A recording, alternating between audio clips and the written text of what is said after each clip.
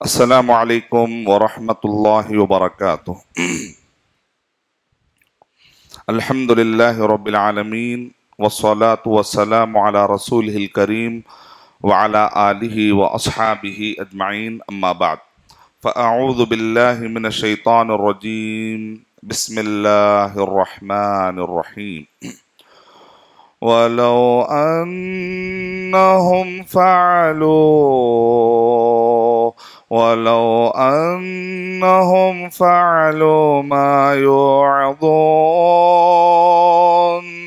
ما يوعظون به لكان خيرا لهم وأشد تثبيتا، وإذا لآتيناهم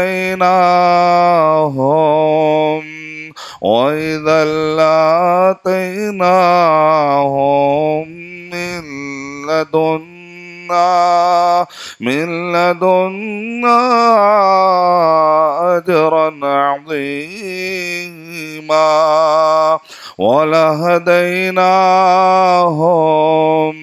ولهديناهم صراطا مستقيما۔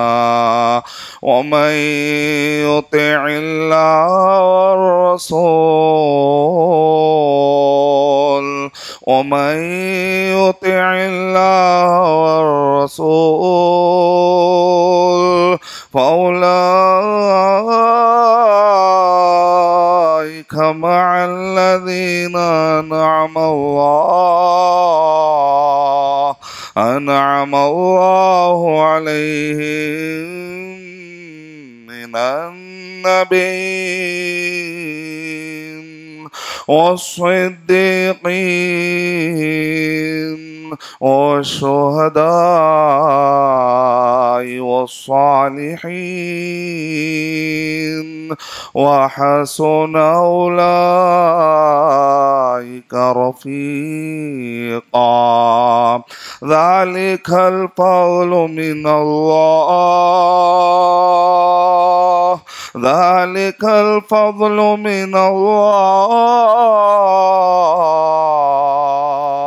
وكفى بالله عليما۔ رب اشرح لي صدري ويسر لي امری واحلل عقدۃ من لسانی یفقہوا قولی۔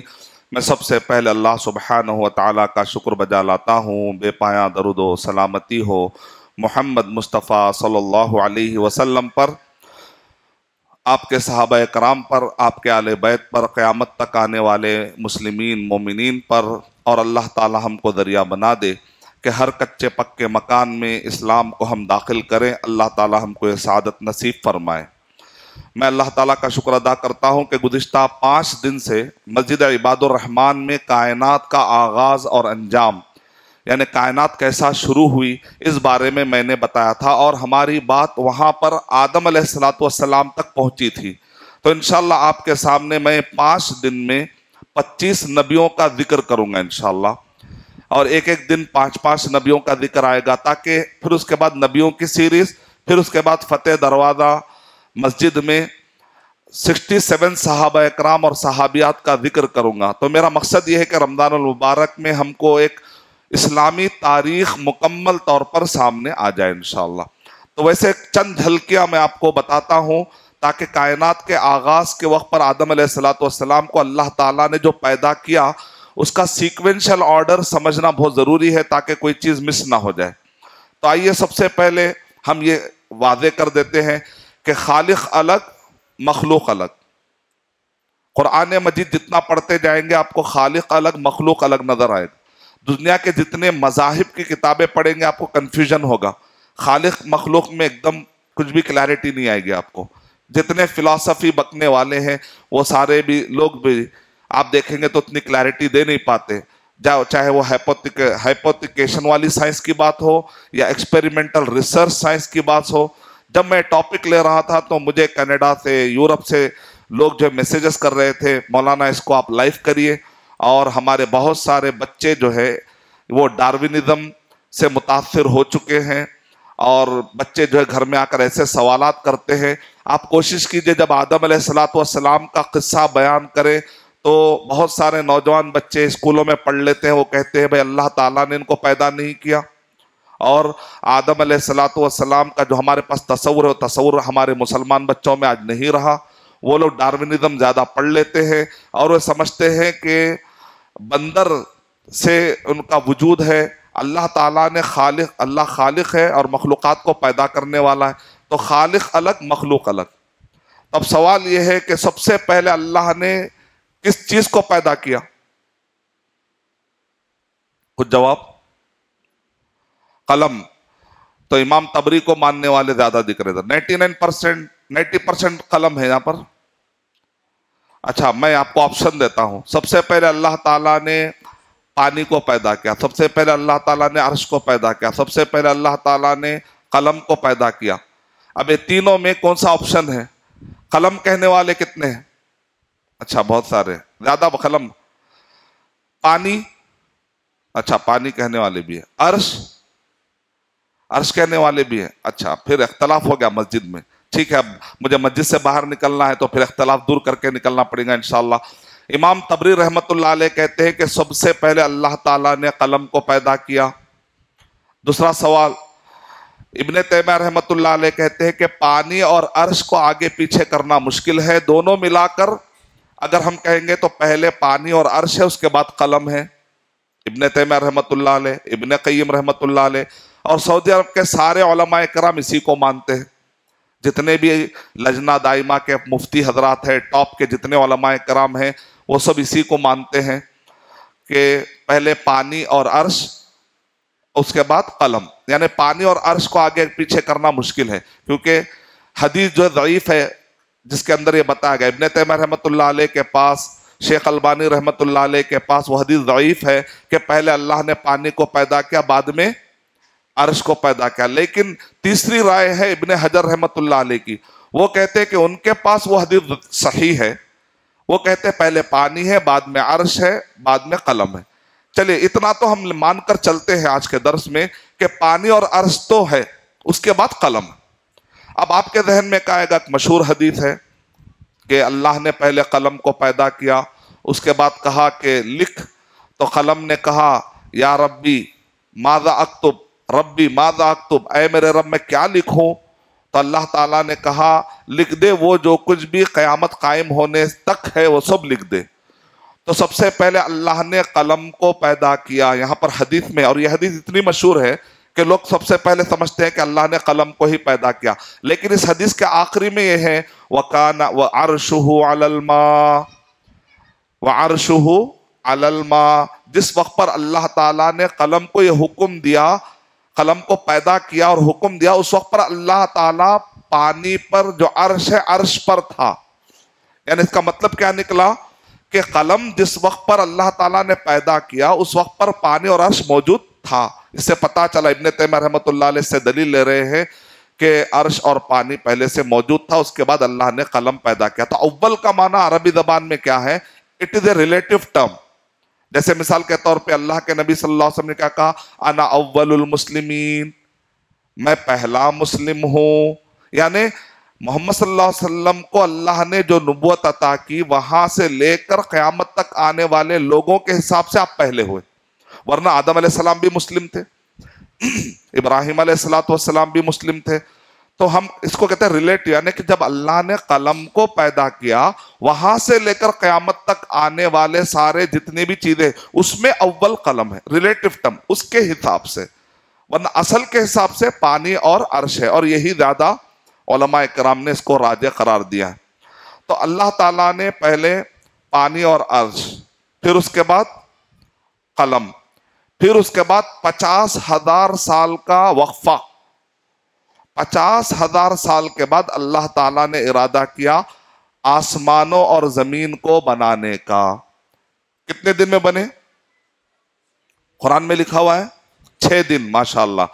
تو 2 دن پہلے زمین کو بنانے, بعد میں 2 دن آسمان کو بنانے. بیس رہیں گا تو چھت آئیں گی, ویسا یاد رکھ لینا. پہلے 2 دن زمین کو بنانا, پھر اس کے بعد 2 دن آسمان کو بنانا، پھر واپس 2 دن زمین کو سجانا۔ بنانا اور سجانا میں فرق ہے۔ یہ مسجد تقی الدین کبھی کی بنی تھی لیکن سجائی گئی 2 مہینے پہلے، نہیں تو بنانا الگ ہے اور سجانا الگ ہے۔ بعض اورینٹلسٹ قرآن مجید کی آیت پر اعتراض کر کے کہتے ہیں آپ کے قرآن میں جو ہے کانٹرڈکشن ہے، ایک طرف اللہ تعالیٰ کہہ رہے ہیں کہ زمین پہلے بنائے، دوسری طرف اللہ تعالیٰ کہہ رہے ہیں وَالْأَرْضَ بَعْدَ ذَلِكَ دَحَاهَا، اور اللہ نے آسمان کے بعد زمین کو دہاہا کیا۔ تو ہم کہتے ہیں وہاں پر دہاہا ہے، بنا رہا نہیں۔ دہاہا مانے سجانا، یعنی نہریں جاری کرنا، زمین کے اندر اگانے کی طاقت ڈالنا، پہاڑ بنانا، اس کو سجانا کہتے ہیں۔ پہلے زمین بنی، پھر بعد میں آسمان، پھر اس کے بعد باقی کے 2 دن میں اللہ تعالیٰ نے اس زمین کو پھر سجایا، کیونکہ اب انسان، حضرت انسان کو لانا ہے۔ کتنا اہتمام!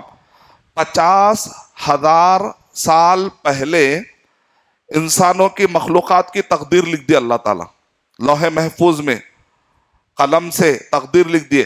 تقدیر لکھنے کے 50,000 سال کے بعد اللہ تعالیٰ آسمان اور زمین، پوری کائنات کو بنا رہے ہیں، اور اس زمین کے لیے خاص اہتمام کر رہے ہیں۔ یعنی کہ اب یہ پورا جو آسمان میں 100 ملین گیلیکسیز ہے، جیسا سمندر میں کشتیاں تیرتے رہتی ہیں نا، ویسا خلا میں، اسپیس میں گیلیکسیز تیرتے رہے۔ تو اس میں کتنے گیلیکسیز ہیں؟ 100 ملین گیلیکسیز۔ اس میں سے ایک گیلیکسی جو ہے ملکی وے گیلیکسی، دیکھنے میں وہ دودھ اور پانی کی طرح لگتی ہے، اس کو کہتے ہیں ملکی وے گیلیکسی۔ وہ ملکی وے گیلیکسی میں 200 بلین تارے، 45 سیٹلائٹ، پھر اس کے بعد پہلے سائنسدان کہتے تھے 9، اب کہتے ہیں کہ بھئی اب 8 پلانٹس ہے، اب اس میں میٹیوس ہے، اس میں سے ایک زمین ہے۔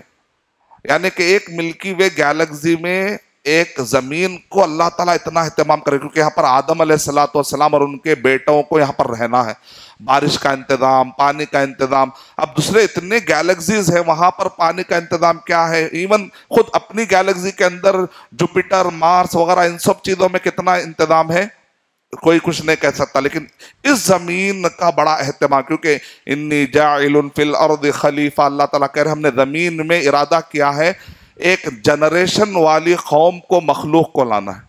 یہ خلافت و ملوکیت والا خلیفہ نہیں ہے، یہ جنریشن والی خلیفہ کہتے ہیں یخلف بعدہ بعدا، ایک کے بعد ایک جنریشن۔ ایک 100 سال پہلے یا 200 سال پہلے یہ ایریا میں جو لوگ تھے آج ہے، آنے والے 100-200 سال کے بعد ہم نہیں رہیں گے، کوئی اور جنریشن آ جائے، اب اللہ چاہے گا تو، اللہ کو معلوم ہے۔ لیکن مطلب یہ ہے ایک جنریشن کے بعد دوسرا جنریشن آنے والا۔ لیکن جبرائیل علیہ السلام جب سے لے کے آج تک، یعنی فرشتوں کے اندر جنریشن والا سسٹم نہیں ہے، لیکن یہ مخلوق میں جنریشن کا سسٹم ہے۔ تو اب اللہ سبحانہ و تعالیٰ کتنا اہتمام کر رہے ہیں اس زمین پہ ایک انسان کو بسانے کے لیے، اس کے تقدیر کو لکھا گیا، پھر اس زمین کو سجایا گیا۔ لیکن بندہ ہے بڑا نافرمان، ایسا اہتمام کرنے والے رب کی نافرمانی کرتا ہے، اتنے بڑے یعنی کائنات کو بنانے والے خالق کی وہ نافرمانی کرتا، اس کو حیا نہیں آتی کہ کس کی وہ نافرمانی کر رہا ہے، کس کے وہ خلاف جا رہا ہے۔ اس پر ہمیں غور کرنے کی ضرورت ہے۔ اب آئیے آگے بڑھتی ہے بات۔ 6 دن میں اللہ تعالیٰ کو، یہاں پر یوم سے مراد کون سے یوم ہے؟ شیخ البانی رحمت اللہ علیہ کہتے ہیں یہ وہ یوم نہیں ہے جو تم سمجھتے ہو، کیونکہ وہاں تو ابھی سورج اور مثال طور پہ پہلے 2 دن میں زمین بنائی گئی، ہم کہتے ہیں جب یوم، آپ کو اگر کوئی منکرین حدیث ملے گا یا کوئی آپ کو ایتھسٹ ملے گا تو وہ کہیں گے بھئی یہ 2 دن کیا ہے؟ تو آپ بولیے 2 یوم بولیے، سیف سائڈ۔ جیسے دن بولیں گے، کیونکہ بائبل کے اوپر اعتراض ہے، اس میں ڈے لکھا ہوا ہے، ڈے بولتے ہی بولیں گے بھئی آپ ابھی سورج ہے، نہ سولار سسٹم ہے، نہ زمین کا کوئی حتا پتا ہے، یہ پہلے دن، یہ دن کا ورڈ کیا؟ وہاں ڈے کہہ کے وہ لوگ پھنس گئے جو لوگ بائبل کے ماننے والے۔ تو پورے جتنے کرسچن ایتھسٹ ہو گئے وہ لوگ کیا کرے، بائبل پہ اعتراض کر کے بائبل چھوڑ کے نکل گئے۔ لیکن قرآن مجید پہ بات نہیں پڑتی، کیونکہ قرآن مجید میں دن کا ورڈ نہیں ہے، قرآن مجید میں یوم ہے۔ عربی زبان میں یوم کس کو کہتے ہیں؟ 1000 سال کو بھی یوم کہتے ہیں۔ یوم مانے ایپوک، یوم مانے مرحلہ، یوم مانے ٹائم، مدت زمان، مدت الزمن، یعنی ایک ٹائم کی مدت کو کہتے ہیں۔ اس سے مراد کچھ بھی ہو سکتی ہے۔ اللہ تعالیٰ قرآن مجید میں کہہ رہے وَإِنَّ يَوْمًا عِنْدَ رَبِّكَ كَأَلْفِ سَنَةٍ مِّمَّا تَعُدُّونَ، اللہ کے پاس ایک دن 1000 سال کے برابر ہے۔ قیامت کا دن بعض روایتوں میں کیا پتا چلا 50,000 سال. اس کا مطلب یوم جب دجال تم میں آئے گا تو تمہارے پاس وہ 40 یوم ٹھہرے گا. اس کا پہلا یوم کتنا ہوگا؟ 1 سال کے برابر. دوسرا یوم 1 مہینے کے برابر. تیسرا یوم 1 ہفتے کے برابر. باقی کے 37 یوم تمہارے جیسے نارمل دن ہے نا ویسے ہے. اس کا مطلب یوم کا معنی اکارڈنگلی بدلتے رہتا ہے. تو ہم شیخ البانی رحمت اللہ علیہ نے اس مسئلے کو حل کر دیا. کہا کہ یہاں پر ہم یوم سے مراد وہ یوم نہیں لیں گے کیونکہ اس وقت پر سورج اور چاند کا کوئی سسٹم تھا ہی نہیں. تو ہم یہ کہیں گے کہ یہاں پر یوم سے مراد یوم ہے جو اللہ مانا لے, اور وہ بہت ہی مانا ہو سکتا. مثال کے طور پر اب آگے بڑھی, 2 یوم زمین بنانے, 2 یوم کہیے آپ بچ جائیں گے کسی بھی اعتراض سے. 2 یوم آسمان کو بنانے, اس کے بعد کے 2 یوم ہیں اس کو 7 یوم میں پھر بانٹے. یہاں سے پتا چلا پھر اب 2 یوم کو 7 یوم مطلب 2 یوم کے مرحلے پھر 7 مرحلے میں. اب 7 مرحلے میں اس کو بانٹا گیا باقی کے 2 یوم کو. شیخ البانی رحمت اللہ علیہ نے صحیح مسلم کی جو روایت ہے اس کو حل کر دیا. بعض لوگوں نے جلدی میں آ کر اس حدیث کا انکار کر دیا. بڑے بڑے اکابر علماء کرام بھی جو ہے کنفیوز ہو کے انہوں نے کیا کہا, ہم اس بارے میں گفتگو نہیں کریں گے. کئی علماء کرام گفتگو کرنے سے رک گئے. بہت سارے دائی حضرات تو جلدی میں اس کا انکار کر دیے, بولے صحیح مسلم میں کیوں نہ, لیکن عقل میں فٹ نہیں آتا, یہ سائنس سے ٹکراتا ہے, یہ قرآن مجید سے ٹکراتا ہے. قرآن مجید میں 6 یوم آ رہا ہے, اس حدیث میں 7 یوم آ رہا ہے. تو کہا یہاں 7 اور 6 کانٹرڈکشن ہے. تو بات جلدی میں آ کر بعض لوگوں نے انکار کر دیا. لیکن شیخ البانی رحمت اللہ علیہ نے اس مسئلے کو حل کیا, کہا کہ دونوں میں کوئی کانٹرڈکشن نہیں ہے. یہاں جب 6 یوم کہہ رہے ہیں تو اس میں زمین اور آسمان کی گفتگو ہو رہی ہے. یہاں پر جب حدیث میں 7 یوم کی بات ہو رہی ہے, یہاں پر صرف زمین سے ہی گفتگو ہو رہی. اس کا مطلب یہاں پر بھی مرحلے, یعنی آخری کے جو 2 دن, آخری کے جو 2 یوم اللہ نے سجانے کے لیے, 2 یوم میں اللہ نے سجانے کی جو بات کہی, اس کو سجایا کتنے مرحلوں میں؟ 7 مرحلوں میں. 7, اس مرحلے کو بھی یوم کہا گیا. چلیے اب وہ 7 یوم میں جو اللہ تعالیٰ نے سجایا, آخری کے 2 یوم کو 7 میں بانٹیے. آپ آخری کے 2 یوم کو 7 میں بانٹیے. تو پہلا مرحلہ ہوا, اللہ تعالیٰ نے پہلے مٹی ڈالی. یہاں پر زمین کی بات نہیں آ رہی, تربہ حدیث میں ورڈ ہے, یعنی مٹی موجود, پہلے سے زمین موجود تھی, اس زمین کے اوپر اللہ نے ایک سرفیس بنایا. یہاں پر تربہ سے مراد ہے اگانے والی کیپیسٹی والی مٹی, یعنی زمین کے اوپر ایک ایسی سرفیس اللہ نے بنائی ہے جس کے اندر اگانے کی طاقت ہے. یعنی یہ تو پہلے اللہ نے مٹی بنائی, مٹی ڈالی پوری, تاکہ انسان, حضرت انسان کو لانا ہے ادھر. اس کو پودوں کی ضرورت پڑے گی, اس کو ترکاریوں کی ضرورت پڑے گی, اس کے پھلوں کی ضرورت پڑے گی.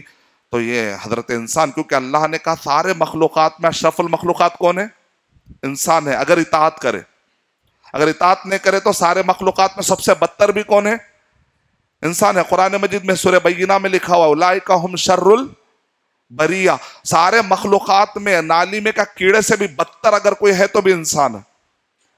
اور اگر پورے مخلوقات میں سب سے اگر افضل ہے, فرشتوں سے بھی آگے ہے, تو انسان خیر البریہ. سورہ بینہ میں اللہ نے کہا, انسان کو کہا خیر البریہ. سارے مخلوقات میں سب سے زبردست اگر کوئی ہے فی احسن تقویم تو بھی انسان ہے, خیر البریہ بھی وہی ہے. لیکن اگر وہ کوئی سب سے بدتر بھی ہے تو وہ انسان ہی ہے جب وہ اللہ کا راستہ چھوڑ دیتا ہے, اللہ اور اس کے رسول صلی اللہ علیہ وسلم کے خلاف جانے لگتا ہے, تو کائنات کا سب سے بدتر ہے. کیونکہ عقل رکھ کر بھی وہ اللہ اور اس کے رسول صلی اللہ علیہ وسلم کے بتلائے زندگی طریقے میں نہیں آیا. مطلب یہ کہ یہ شر البریہ. تو اللہ نے انتظام کیا, پہلے مرحلے میں مٹی. سیکنڈ, یاد ہے حدیث صحیح مسلم, بھائی بگننگ آف یونیورس اور جو ہے the creation of the universe, یہ سب ٹاپک جو دنیا والے بہت پڑھتے رہتے ہیں. اس کے بارے میں جو ہے ڈاروین نے کتاب لکھی, اوریجن آف اسپیشیز. یہ سارے جو اسپیشیز ہے نا, ان سب کی خصوصیت کیا ہے, یہ جانور کیوں آیا, یہ کہاں سے آیا, یہ کہاں سے آیا. لیکن اس کتاب کا نام اوریجن آف اسپیشیز بیکار ہے. اس کتاب کا نام ڈسکرپشن آف اسپیشیز صحیح رہے گا, کیونکہ اس نے شروعات کے بارے میں لکھا ہی نہیں. اصل میں اس نے ڈسکرپشن کے بارے میں زیادہ لکھا, یہ مخلوق کی یہ خصوصیت ہے, یہ مخلوق. تو علماء کہتے ہیں, اس کے ماہرین کہتے ہیں, یہ اوریجن آف اسپیشیز نام صحیح نہیں ہے, ڈسکرپشن آف اسپیشیز نام صحیح ہے. جس کو میں نے جب ڈاؤن لوڈ کیا تو PDF میں چھوٹی سی کتاب ہے, لیکن اس کے اندر سارے مخلوقات کے ڈیٹیل. میں نے کتاب پڑھ رہا تھا جب یہ ٹاپک آ رہا تھا, اتنی توجہ دے رہے ہیں لوگ اس ٹاپک کو پڑھنے کے لیے. تو اس کے اندر میں ساری چیزیں پڑھ رہا تھا، تو یہ سارے ٹاپک ہے حدیث اللہ کے نبی صلی اللہ علیہ وسلم صحیح مسلم کی روایت کے مطابق اس کے اندر تفصیلات ہمیں ملتی ہیں کہ سب سے پہلے آخری میں 2 یوم جو اللہ نے زمین کو سجانے کے لیے لگائے ہیں، 2 یوم میں جو سجایا اس میں کا 7 مرحلوں میں سجایا۔ پہلا مرحلہ مٹی بچھایا اللہ تعالیٰ، سیکنڈ اللہ سبحانہ زمین کو ڈھلکنے سے بچانے کے لیے کیا ہے؟ پہاڑ۔ سائنس کی جتنی کتابیں یہی ترتیب بتاتے، کہتے ہیں جب ایک نیبولا فارم میں وہ جو غبارہ تھا، جو آسمان اور زمین الگ ہوئے تو اس وقت پر گرمی بہت تھی، جب زمین آئی تو آہستہ آہستہ زمین ٹھنڈی ہونے لگی، پھر اس کے بعد پاپڑی آئی۔ جیسے آپ دودھ کو ابال کے رکھ دیتے ہیں تو اچانک اس کے اوپر کیا آ جاتی ہے؟ ایک ملئی آتی ہے، تو کہا زمین کے اوپر پاپڑی آنے لگی، وہ پاپڑی ہوتے ہوتے ہوتے ہوتے پہاڑ بن گیا۔ آج کی سائنس بھی یہ کہتی ہے، یعنی زمین کے بعد مٹی کے بعد کیا ہے؟ پہاڑ۔ حدیث میں ہے پہاڑ۔ تیسرے مرحلے میں درخت۔ بائبل والے بھی یہی بولے، پھنس گئے، لیکن کیونکہ وہاں پر سورج کو چوتھے نمبر پہ ذکر کیا گیا، تو بولے بغیر سورج کے یہ درخت کیسے آتا ہے؟ تو وہاں پر وہ لوگ پھنس گئے۔ لیکن ہمارے پاس آسمان بنانے کے بعد اللہ سبحانہ و تعالیٰ زمین کو سجانے کی بات کر رہے ہیں، تو ہمارے پاس وہ اعتراض پڑا ہی نہیں، کیونکہ جب آسمان کو سجائے تو سولار سسٹم، تارے، چاند سب اس میں آ گئے۔ قرآن مجید میں تاروں کے آسمان میں جو چیزیں ہیں 2 طرح کے کواکب، بڑے بڑے، جیسے ہم کہتے ہیں یہ جوپیٹر، مارس وغیرہ ہے نا، یہ نام جو زیادہ یوز نہیں کرنا کیونکہ یہ بتوں کے نام ہیں۔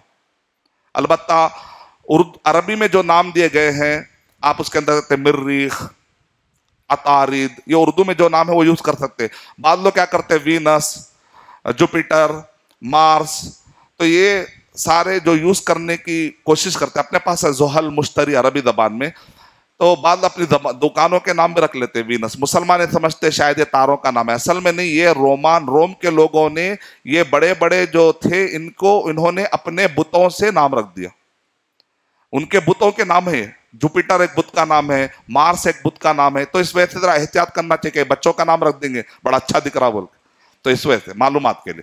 تو اس میں کواکب جو آہستہ آہستہ حرکت کرتے ہیں، بہت زیادہ جو حرکت کرتے ہیں اس کو عربی زبان میں نجوم کہا جاتا ہے۔ نجوم بڑوں اور چھوٹے سارے تاروں کہتے ہیں، لیکن کواکب صرف انہی تاروں کہا جاتا ہے، یا انہی آسمان کے انہی چیزوں کہا جاتا ہے جو بہت ہی آہستہ آہستہ حرکت میں رہتے ہیں۔ یعنی جیسا کہ ہم جس کو آپ کہتے ہیں پلانٹس کے بارے میں، تو عربی زبان میں جب قرآن مجید میں کواکب کا ذکر آئے گا تو پلانٹ کی طرف آپ کا دماغ جائے، نجوم کا ہے تو باقی کے تاروں کی طرف دماغ میں آتا ہے، جس کو ثوابت اور سیارے کہہ کر ابن کثیر رحمۃ اللہ علیہ نے البدایہ والنہایہ میں اتنی موٹی والیوم، ایک پوری مکمل والیوم کیسے کائنات شروع ہوئی، کیونکہ قرآن مجید میں اللہ تعالیٰ کہہ رہے ہیں فانظروا کیف بدأ اللہ الخلق، غور کرو اللہ نے کیسے شروعات کی کائنات کی۔ اس کا مطلب قرآن مجید میں اللہ نے حکم دیا کہ کائنات کیسا شروع ہوئی، اس پر غور کرنا قرآن میں حکم ہے۔ اور امام بخاری رحمۃ اللہ علیہ نے اس کو اگنور نہیں کیا، کتاب الصلاۃ، کتاب الطہارہ، کتاب الصوم، کتاب الحج جہاں پر باندھا، تو امام بخاری رحمۃ اللہ علیہ نے ایک کتاب کا نام رکھا صحیح بخاری کے اندر کتاب بدء الخلق، کائنات کیسے شروع ہوئی۔ اس کا مطلب امام بخاری رحمۃ اللہ علیہ نے صحیح مسلم کے اندر اگنور نہیں کیا گیا، کسی بھی کتاب کے اندر اس ٹاپک کو اگنور نہیں کیا گیا۔ ان کے بعد بدء الخلق کے بعد نبیوں کا فوراً ذکر ملے گا۔ صحیح بخاری کے اندر آپ پڑھیں گے نبیوں کا ذکر، کتاب بدء الخلق، بدء مانے شروع کرنا، خلق مانے مخلوقات، مخلوقات کی شروعات کے فوراً بعد انبیاء کا ذکر آیا۔ یعنی جو ہم سیکوینس سے جا رہے ہیں اس رمضان مبارک میں، وہ ٹاپک کو ایک سیکوینشل آرڈر مل گیا صحیح بخاری کے حساب سے، الحمدللہ۔ اب آپ دیکھیں اسلام پر، قرآن مجید پر حدیث میں اعتراض نہیں پڑتا، کیونکہ آسمان کے بعد 2 یوم زمین کو سجانے، وہ 2 یوم میں پہلے مرحلے میں مٹی، دوسرے مرحلے میں پہاڑ، تیسرے مرحلے میں درخت، چوتھے مرحلے میں مکروہ یعنی اللہ نے شر کو پیدا کیا، 5ویں مرحلے میں اللہ تعالیٰ نے نور کا وڑ ہے، نور سمبلک فارم ہے خیر کا، خیر پیدا کیا۔ بعض لوگ بتا رہے نور، یہ بھائی سورج نہیں ہے، نور ہے، وہ لوگ پکڑ لیتے پھر سورج بعد میں درخت کیسے، یہ تو بائبل کا اعتراض پھر صحیح مسلم پہ پڑے گا۔ ہم کہیں گے نہیں پڑے گا بھائی، کیونکہ پہلے سولار سسٹم کی بات آسمان میں ہو گئی، پھر زمین کی بات ہوئی، زمین میں بھی یہاں پر نور کہہ رہے، نور کا معنی سورج کی روشنی کیوں لے رہے ہیں آپ؟ شیخ البانی رحمۃ اللہ علیہ کہتے ہیں یہاں پر نور سے مراد خیر مراد ہے، کیونکہ شر کے بعد قرآن مجید میں جب بھی شر کا ذکر آتا ہے وہاں پر کہیں نہ کہیں خیر کا، فَمَن يَعْمَلْ مِثْقَالَ ذَرَّةٍ شرا یرا ومن یعمل مثقال ذرۃ خیرا یرا. تو خیر اور شر کا ذکر تو یہاں پر مکروہ سے مراد شر ہے اور نور سے مراد یہاں پر خیر مراد ہے، ایک معنی. دوسرا معنی ہے کہ شیخ البانی رحمۃ اللہ علیہ کہتے ہیں اور ایک روایت میں نون مانے سمندر کی مچھلی. قرآن میں ہے نا وَذَنُّونِ إِذْ ذَهَبَ مُغَاضِبًا، اور وہ مچھلی والا جب غصے میں گیا تھا تو کیا حال ہوا تھا. نہیں کون مراد ہے اس میں؟ یونس علیہ السلام. اچھا اب جو ہے مچھلی کا ذکر کر دیے. اس کے بعد 6ویں مرحلے میں اللہ تعالیٰ نے زمین کے جانور، سائنس کہتی ہے، آپ سائنس کی کتاب کوئی بھی سائنس کی کتاب اٹھا لیجئے، پہلے اللہ نے سمندر کے جانور بنائے، اس کے بعد اللہ تعالیٰ نے زمین کے جانور بنائے. پہلے سمندر کے درخت بنائے، اس کے بعد اللہ تعالیٰ نے زمین کے درخت بنائے. حدیث میں بھی بالکل شیخ البانی رحمۃ اللہ علیہ کہہ رہے ہیں آج کی سائنس کے حساب سے یہ حدیث پرفیکٹ ہے. پتہ نہیں جلدی میں لوگوں نے کیوں انکار کر دیا اس کا. علم ہوتا ہے، اس کو بولتے ہیں علم سر چڑھ کے بولتا ہے. شیخ البانی رحمۃ اللہ علیہ کو اللہ جزائے خیر دے، سارے لوگ پریشان ہو گئے اس حدیث کو لے کر. شیخ البانی رحمۃ اللہ علیہ کہتے ہیں پتہ نہیں لوگوں نے کیوں انکار کر دیا. آج کی سائنس کا، کیونکہ 7 اور 6 میں جا کے وہ لوگ اصل میں کنفیوز ہو گئے. یہاں پر کوئی کنفیوز ہونے کا چانس ہی نہیں تھا. اچھا اس کے بعد 7ویں مرحلے میں اللہ نے آدم علیہ السلام کو پیدا کیا. یعنی 6 مرحلے، آخری کے 2 دن جو زمین کو اللہ نے سجانے کے لیے دیے، تو یہ 2 دن میں 7 مرحلوں میں ہے. اس کے بعد آدم علیہ السلام. تو ہمارے نبیوں کا ٹاپک کا بڑا سیکوینشل ایک آرڈر مل گیا. آدم علیہ السلام کو اللہ تعالیٰ نے پیدا کیے. اب یوم الجمعہ کا مطلب کیا اللہ بہتر جانتا ہے. اس جمعہ کی عصر کے بعد اللہ نے پیدا کیا، اور اسی عصر کے بعد اللہ تعالیٰ نے ان کو جنت میں داخلہ دیا. اور پھر اسی دن وہی غلطی ہو گئی جو درخت کے قریب نہیں جانے کے لیے کہا گیا تھا، پھر اسی دن نکال بھی دیا گیا. اب وہ یوم کتنا بڑا ہے اللہ بہتر جانتا ہے. پھر ہم کچھ بھی نہیں بولیں گے، یوم کیا. لیکن ایک یوم میں ہوا وہ مرحلہ کوسا تھا، لیکن اس کا نام یوم الجمعہ رکھ دیا گیا. روایتوں کے اندر اللہ تعالیٰ نے، اللہ کے نبی صلی اللہ علیہ وسلم نے اس کو یوم الجمعہ ہی کہا. اچھا تو پہلے سمندر کو اللہ تعالیٰ نے، اب ابن کثیر رحمۃ اللہ علیہ نے سمندروں کے بارے میں بڑے ڈیٹیل لکھے. کہا کہ وہ جو مغرب کے کنارے میں جہاں پر امریکہ آج پایا جاتا، کہتے ہیں وہاں پر میں نے سنا ہے کہ بہت جزیرے ہیں. ابن کثیر رحمۃ اللہ علیہ کہہ رہے اس زمانے میں، لیکن وہاں پر لوگ رہتے نہیں کیونکہ وہ سمندر تھاٹے مارتا ہے. جب میں سین فرانسسکو گیا تو میں وہ پانی میں ایسا ہاتھ ڈال کے دیکھا تو ایسا لگ رہا جیسا کوئی ابل رہا ہے کیا. ایسا آپ کو ڈراؤنا منظر. جب شپ جاتی ہے تو آپ کو ایسا لگے گا کوئی آ کر مار رہا ہے، شپ کو ہلا دے گا.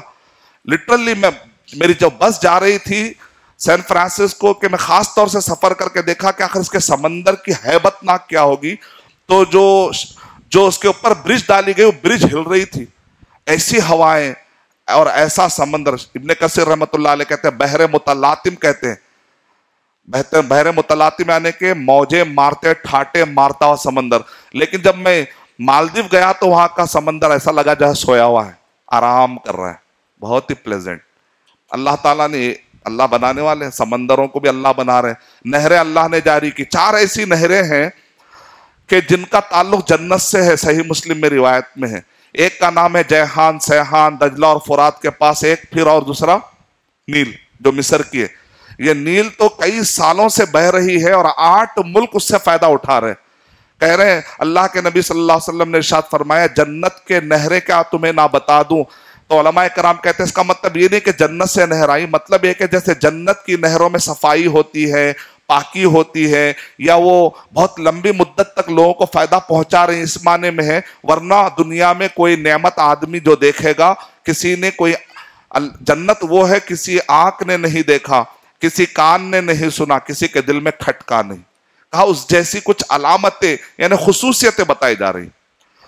تو اب 2 اور ہیں، سیحان اور جیحان. یہ کدھر ہے؟ چائنا اور رشیا کے پاس 2 نہریں بہتی ہیں، برسوں سے بہ رہی ہیں، آج تک وہ سوکھتی نہیں. جبکہ دنیا میں آپ دیکھتے ہیں انڈیا میں کئی نہریں سوکھتے رہتی ہیں، لیکن یہ نہریں سوکھ نہیں رہی کیونکہ اللہ تعالیٰ نے اس کے لیے خاص فضل کیا ہے.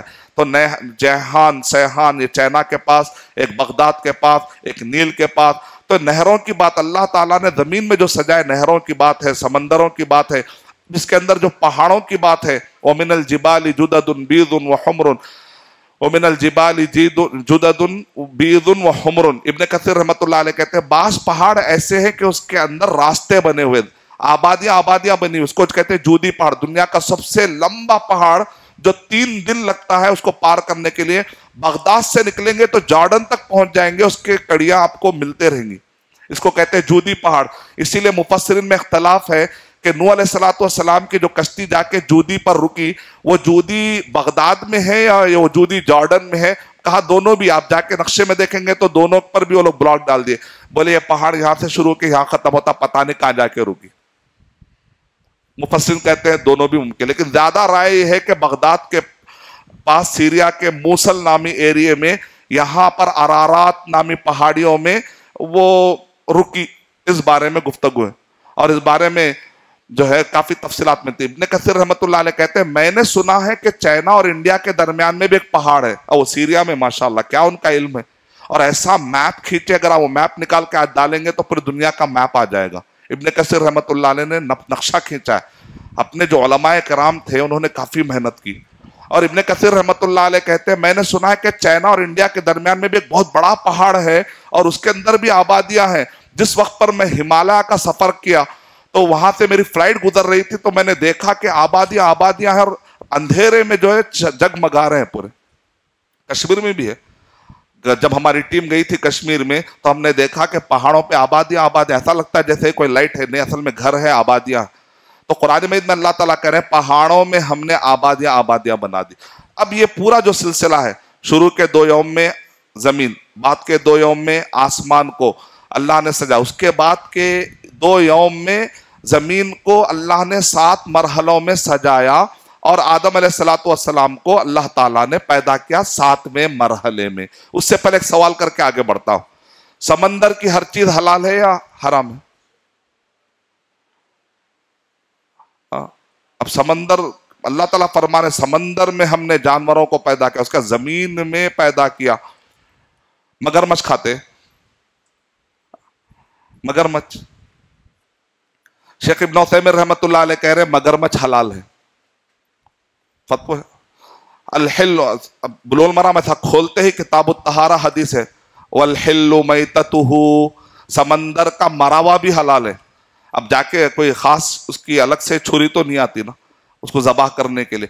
مچھلی مر گئی کھا لے سکتے ہیں، مری ہوئی بھی. لیکن اب سمندر میں کیا ہے، ویل مچھلی ہے. صحابہ کرام کہتے ہیں ہم کو ایک ویل مچھلی ملی تو اس کا جو، جس کو آپ کہتے ہیں یہاں پر جو اس کا جو گلا ہے، وہاں جو ہڈی ہوتی ہے، وہ ہڈی کو ہم نے ٹھہر دیا تو صحابہ اس میں سے آتے جاتے تھے اور وہ کھا لی صحابہ کرام. کیونکہ اس کا مطلب، حالانکہ ویل مچھلی کو نے یونس علیہ السلام کو جو نگل لی. اب زمین کے اصول کیا ہے، جو کونچلی والا جانور ہے اگر وہ جھپٹ کے اگر اپنی کونچلی سے شکار کرتا ہے تو آپ کہتے ہیں شیر حرام ہے، کیونکہ اللہ کے نبی صلی اللہ علیہ وسلم نے ارشاد فرمایا پنجے مارنے والا پرندہ، کونچلی سے چیر پھاڑ کرنے والا جانور نہیں کھانا چاہیے.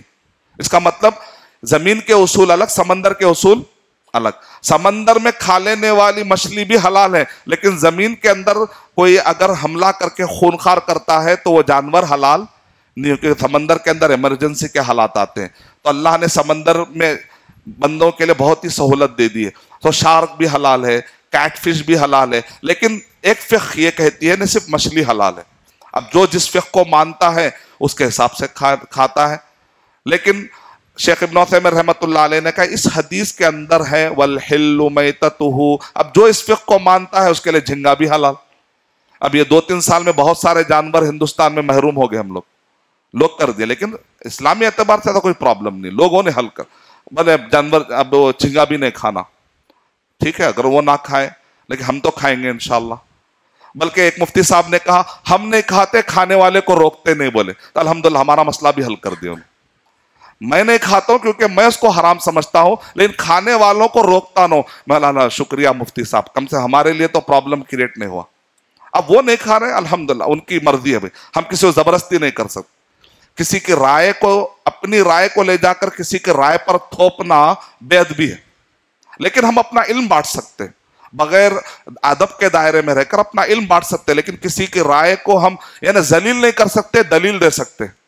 مختصر لفظوں میں ذلیل کرنے کی اجازت نہیں ہے مسئلے مسائل میں. اجتہادی مسئلے جو ہوتے ہیں اس میں کسی کو بھی ذلیل کرنے کی اجازت نہیں ہے, دلیل دینے کی اجازت ہے.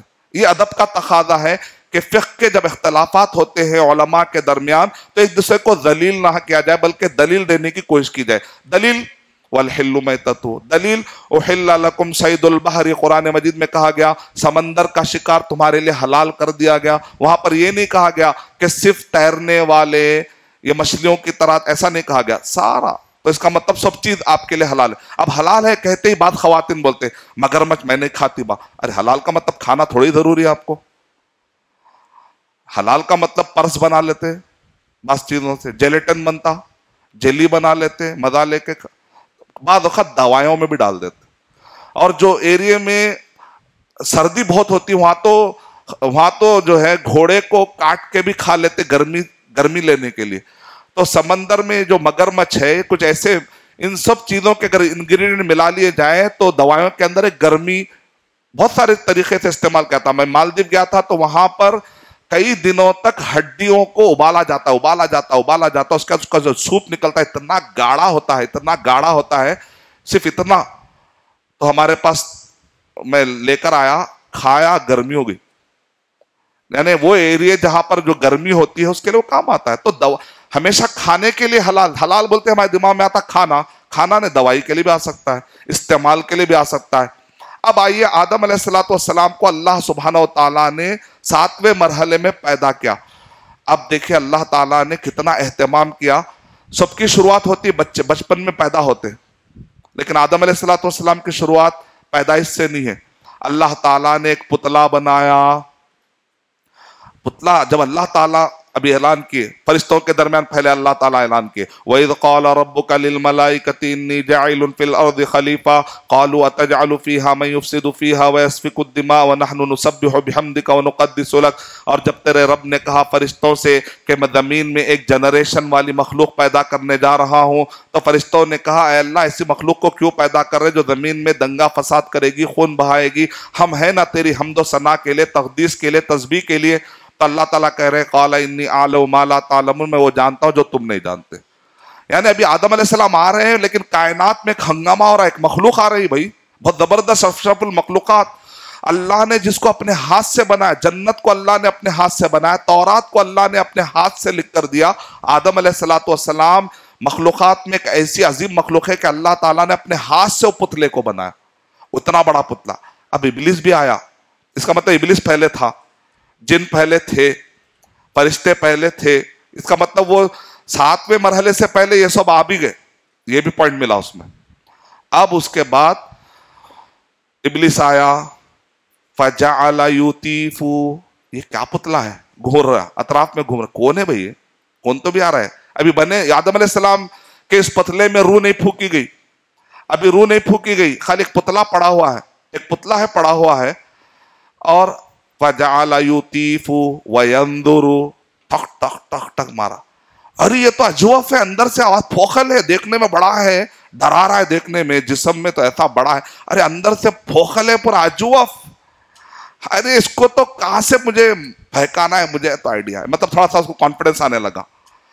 فجعل یطیف وینظر فرآ انہ خلق لا یتمالک, ارے اندر سے پھوکھل ہے, اس کو کوئی طاقت ہے ہی نہیں, دیکھ لیں گے آنے دو. مطلب ایسے سٹائل میں ہے وہ, یعنی ابھی سے اس کو تکبر آ رہا ہے, کون سی مخلوق ہے جو میرے سے بھی بہتر, میں تو آگ سے بنا ہے. ہمیشہ ایک تکبر کی کیفیت میں جو آدمی مبتلا رہتا ہے, اچانک کوئی کمپیٹر آتا ہے, اچھا اس میں کیا دم ہے, مطلب پھر اس کے اندر آگ میں آگ, کمپٹیشن کی آگ. یہ ابلیس کی چال ہے. ایسا نہیں, اللہ نے جو دیا اس میں خوش رہنا ہے. کسی کمپٹیشن میں جا کے, جلن میں آ کے, یہ سب ابلیس کے طریقے. کسی کو بھی اپنے گھروں میں, خاندانوں میں کسی کو بھی لے کے کمپٹیشن مبتلا نہیں ہونا, ورنہ وہ ابلیس کی طرح جلن پیدا ہو جاتی. بولنا اللہ نے جو دیا اس میں خوش ہوں, میں جو رکھا اللہ اس میں خوش ہوں. یہ سکون میں رہنے والا انسان ہے. اب اس کے بعد اللہ سبحانہ و تعالیٰ نے جو پیدا کیا, اللہ کے نبی صلی اللہ علیہ وسلم نے ڈسکرپشن دیتے ہوئے کہا زمین میں جتنے بھی قسم کے مٹی کے رنگ ہے, کالی مٹی ہے, لال مٹی ہے, کہیں نرم مٹی ہے, کبھی سخت مٹی ہے, پورے قسم کے مٹیوں کو جمع کر کے اللہ تعالیٰ نے پتلا بنایا. اسی لیے آدم کے بیٹے الگ الگ ہے, کوئی جلدی غصے میں آ جاتے. اب افریقہ میں گئے, بات کرے تو ایسا لگتا غصے میں آ جا رہے ہیں, آنگ پہ آ جا رہے ہیں, لیکن اندر سے بہت نرم رہتے بیچارے. ایسے نرم افریقہ کے اندر کئی ممالک میں اسلامی حکومت نافذ کر دی ماشاءاللہ. دیکھنے میں وہ کالے لیکن دل کے ہیرے ہیں, ہیرے. اسلام کے لیے جنہوں نے جانیں دے دی, وہ رمضان کی حالت میں انہوں نے ایک ایسی جنگ زلاقہ کی, لاکھوں کی تعداد میں مسلمانوں کا خون بہا, لیکن چھوڑے نہیں وہ لوگ میدان. پورا پہاڑ لال ہو گیا تھا, کہتے ہیں پہاڑ کے اوپر خون کے ریلے ریلے تھے, وہ روزوں کی حالت میں بہا ہوا خون تھا. روزہ نہیں توڑے, میدان نہیں چھوڑے, آخری میں سامنے والے ڈر کے بھاگ گئے. فرانس اور اسپین فتح ہو گیا. وہ دیکھنے میں کالے ہیں لیکن اسلام کے لیے ان کی جو قربانیاں. تو اللہ آدم علیہ السلام کے بیٹوں میں الگ الگ آئے ہیں, کالے آئے ہیں, بعض ایسے گورے آئے ہیں کہ ان کے چہروں پہ آپ کو ایسا لگا ٹماٹا ہے کیا, لال لال. بعض سونلے آئے ہیں, بعض گڈے آئے ہیں, بعض لمبے آئے ہیں, بعض جلدی خفا ہونے والے, بعض نرم مزاج کے, ان کو بھی لے کے چلنا پڑے گا آپ کو ادارے میں. بعض سخت مزاج کے ہیں, جب آپ مینیجر بنتے ہیں, کہیں ذمہ دار بنتے ہیں, سب کو لے کے چلنا. سب اللہ تعالیٰ کی مخلوق ہے, سب کو کیسے ڈیل کرنا. آدم علیہ السلام کو اللہ نے جو پتلا جو بنایا, اب وہ کتنا لمبا ہے, اب 60 ذراع. اب کسی کا ذراع چھوٹا ہوتا, گز کسی کا چھوٹا ہوتا, کسی کا بڑا. ایوریج لیے بھائی 75 سینٹی میٹر ایک قول کے مطابق. اب 75 سینٹی میٹر کو اگر ذرا سا آپ کیلکولیٹ کریں تو لگ بھگ 147 فیٹ, یعنی یہ جو اپنی بازو جو اوشن کی بلڈنگ ہے, اسکول بننے جا رہی ہے, اس کے 2 آگے نکل گئے, اتنے بڑے آدم علیہ السلام. اب ہم پورے بچے بھی پورے جم کر کے پائے تو بھی ان کا مقابلہ نہیں کر سکتے. اپنے ابا ماشاءاللہ تھے. اب آدم علیہ السلام دیکھنے میں اتنے بڑے, لیکن اللہ کی عبادت کے سامنے جو تواضع کی کیفیت تھی, وہ جو ڈاؤن ٹو ارتھ, جس کو آپ کہتے ہیں ڈاؤن ٹو ارتھ ہونا, وہ جو کیفیت تھی آپ کو سمجھ میں آئے گی. اللہ تعالیٰ نے جب روح پھونکی, روح مخلوق ہے کہ خالق ہے؟ مخلوق ہے. دلیل پھر آتے, پھر کرسچن مشنریز آ کے بولتے روح اللہ, تو ہم بولنا ہم کو مت بھٹکاؤ, وہ مخلوق ہی ہے. وہ کہتے سبوح قدوس رب الملائکتی والروح. سجدے میں دعا پڑھتے ہیں نا ہم, کہ اللہ تیری تسبیح بیان کرتے ہیں, سبوح قدوس تیری تقدیس بیان کرتے ہیں, رب الملائکہ تو ملائکہ کا رب ہے, تو روح کا رب ہے. اس کا مطلب روح کیا ہے؟ مخلوق ہے. اللہ نے اس مخلوق کو جیسے آدم علیہ السلام کے اندر ڈالا, تو کہتے فسارت و تارت, فتارت و مارت و سارت فل راس. وہ ادھر گئی روح, ادھر گئی, آخری میں جا کے سر کو ٹچ ماری, مارتے چھینک مارے, مارتے الحمدللہ بولے. اللہ تعالیٰ نے یرحمک اللہ کا آتھینٹک حدیث. یعنی روح اس کا مطلب کیا؟ روح ایک ایسی چیز ہے جو ٹھنڈی کر دیتی ہے, جب وہ نکلتی ہے تو انسان ٹھنڈا ہو جاتا ہے. بعد نے کہا بھائی میں روح دیکھنا چاہتا ہوں میری, تو دکھتی ہے ایک مرتبہ. وہ کب ہے؟ مر گئے بعد آنکھ جو ہے روح کو دیکھتے رہتی ہے جب آسمان کی طرف جاتی ہے. نہیں وہ ٹائم ہے تو ٹھیک ہے, جان دو, دیکھنے کی کوئی خواہش نہیں. دیکھنے کی خواہش ہے تو پھر ایک وقت ہے, وہ موت کے بعد دکھتی ہو, اس کے پہلے دکھنے کا کوئی ثبوت نہیں ہے. تو آدم علیہ السلام کے اندر اللہ سبحانہ و تعالیٰ نے جو روح ڈالی, تو اس کے بعد آدم علیہ السلام کو اللہ تعالیٰ نے جنت میں داخل کیا. لیکن وہاں پر کہا اللہ سبحانہ و تعالیٰ نے, اب اس سے پہلے جو ڈیبیٹس ہوئے ہیں, فرشتوں نے کہا کہ کیوں پیدا کرے, اللہ نے کہا کہ مجھے معلوم ہے. فوراً فرشتے سرنڈر ہو جاتے ہیں. ایٹیٹیوڈ بتایا جا رہا, دیکھیں فرشتوں کا ایٹیٹیوڈ کیا ہے, قرآن کھولتے ہی آتا ہے, ایٹیٹیوڈ معلوم ہو رہا ہے. فوراً سرنڈر وغیرہ ہم زیادہ ہی بول دیے, سبحانک لا علم لنا الا ما علمتنا. نیک آدمی کی خصوصیت کیا ہوتی ہے؟ جیسے اس کے ریئلائز ہو جاتا ہے وہ اپنی غلطی کو مان لیتا ہے, فوراً سرنڈر ہو جاتا ہے. لیکن ابلیس کیا کیا؟ وَإِذْ قُلْنَا لِلْمَلَائِكَةِ اسْجُدُوا لِآدَمَ فَسَجَدُوا إِلَّا إِبْلِيسَ أَبَىٰ وَاسْتَكْبَرَ وَكَانَ مِنَ الْكَافِرِينَ. اور جب ہم نے کہا فرشتوں کو سجدہ کرو, تو ان سب نے سجدہ کیا سوائے ابلیس کے. ابا انکار کیا, واستکبر تکبر میں آیا, وَكَانَ مِنَ الْكَافِرِينَ کافروں میں سے ہو گیا. سورہ اعراف میں بتایا جا رہا ہے کہ اللہ نے پوچھا ابلیس تجھے کیا ہو گیا, تو نے سجدہ کیوں نہیں کیا؟ میں نے حکم دیا تھا نا, اذ امرتک, میں نے حکم دیا تھا. کہا آنا. سب کو ابلیس بھٹکاتا, لیکن ابلیس کو کون سی چیز بھٹکاتی ہے؟ انا. انا انا انا کی کیفیت, میں پنا, اس کو دبانا ہے. یہ نفس ہے, نفس کو کنٹرول کرنا ہے. قال انا خیر منہ خلقتنی من نار وخلقتہ من طین. میں بہتر ہوں اس سے, آپ نے اس کو مٹی سے بنایا اور مجھے آگ سے، ابلیس مانتا ہے آپ ہی نے بنایا، خود سے بنا نہیں کہہ رہا، اور آگ اوپر جاتی ہے، مٹی نیچے جاتی ہے، مٹی نیچے جاتی ہے اور آگ اوپر، تو اوپر والا نیچے کیسے ہوگا؟ یعنی اللہ کے حکم کے مقابلے میں اپنی عقل لڑانا، اپنے خواہشات کی پیروی کرنا ابلیس کی چال ہے. غلطی ہونے کے بعد جسٹیفائی کرنا، ارے بھائی کیوں جہیز لے لیا آپ؟ ہاں بہت مہنگائی ہے نا ارشد بھائی اس لیے لے لیا. ارے غلطی ماننے ریڈی نہیں ہے. ہاں تو برا کیا ہے، تحفہ نہیں ہوتا شادی کے موقع. ارے بھائی سود کیوں لے لیے؟ ہندوستان میں مسائل ہے، بہت بہت پرابلم ہے، اللہ معاف کرتا. یعنی یہ ابلیس کا ہے، غلطی کا احساس ہی نہیں ہے. اب آدم علیہ السلام دیکھیں، اللہ تعالیٰ نے جب ان کو کہا کہ تم یہ درخت کے قریب نہیں جانا، وَقُلْنَا يَا آدَمُ اسْكُنْ أَنْتَ وَزَوْجُكَ الْجَنَّةَ وَكُلَا مِنْهَا رَغَدًا حَيْثُ شِئْتُمَا وَلَا تَقْرَبَا هَٰذِهِ الشَّجَرَةَ فَتَكُونَا مِنَ الظَّالِمِينَ. اور جب ہم نے آدم علیہ السلام سے کہا دیکھو تم دونوں جو ہے اس درخت کے قریب نہ جانا، تو اللہ تعالیٰ نے ہم کو بھی کئی چیزوں سے روکا. غیبت کے قریب نہیں جانا، چغل خوری کے قریب نہیں جانا، زنا کے قریب نہیں جانا، فحاشی کے قریب نہیں، رشوت کے قریب نہیں، سود کے قریب نہیں، سازشوں کے قریب نہیں، ناحق قتل کرنا، ناحق کسی پہ تہمت ڈال دینا، کسی کے بارے میں بدزنی، کسی کے بارے میں بد خیالی، جتنے قسم کے چیزیں اللہ نے روکی، شرک نہیں کرنا، بدعت نہیں کرنا. اگر آج بھی ہم وہ جانے، گویا کہ ہم بھی درختوں کے قریب جا رہے ہیں. آدم علیہ السلام کو اللہ تعالیٰ نے روکا، آدم علیہ السلام وہ درخت کے قریب چلے گئے. اب دیکھیں ان کا ایٹیٹیوڈ کیسا ہے. دیکھیں جیسے آدم علیہ السلام اس کے درخت کے قریب جو نہیں جانے کا تھا چلے گئے، جو قرآن مجید میں نقشہ کھینچا گیا، بڑی حیا تھی ان کے اندر. اتنے بڑے انسان، لیکن جب غلطی ہو گئی، چوک ہو گئی، اسے علماء کرام کہتے ہیں انبیاء کے بارے میں گناہ کا ورڈ استعمال نہیں کرنا. کبیرہ گناہ، چھوٹا گناہ ایسا نہیں بولنا ہے، چوک بولنا، یہ ادب کا تقاضا. اور میں نے ہمارے استاد سے پوچھا، اتنے بڑے بڑے انبیاء اللہ نے جن کو اپنے ہاتھ سے بنا، اتنی بڑی فضیلت والے نبی، ان سے چوک کیسے ہو گئی؟ تو ہمارے اساتذہ نے ہم سے کہا اللہ تعالیٰ نبیوں سے چوک کرواتے تاکہ ہم کو توبہ کرنے کا طریقہ مل جائے، کیونکہ غلطیاں اصل میں ہم سے بہت ہوتے ہیں. وہ تو بڑے نیک لوگ تھے، کبھی کبھی چوک کر لیے، اس میں بڑے حیادار رہتے تھے، بڑے پریشان رہتے تھے.